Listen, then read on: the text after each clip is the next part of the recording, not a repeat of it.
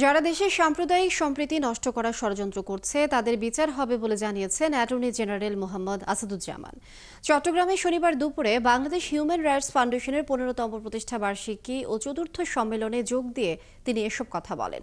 পরে বুদ্ধিজীবী দিবসের প্রসঙ্গে তিনি বলেন, জুলাই আন্দোলনে আওয়ামী লীগ বুদ্ধিজীবী কবরস্থানের পেছনে 70 জনের মৃতদেহ দাফন করেছে।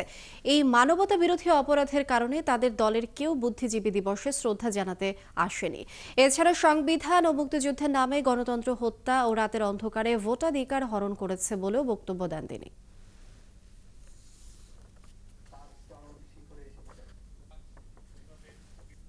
বাংলাদেশের ছাত্র জনতা জুলাই বিপ্লবের মধ্য দিয়ে আমাদেরকে যে দায়িত্ব দিয়েছেন, সেই দায়িত্ব কিন্তু অনেক কঠিন, সেই দায়িত্ব অনেক বন্ধুর, সেই দায়িত্ব অনেক কণ্টকাকীর্ণ।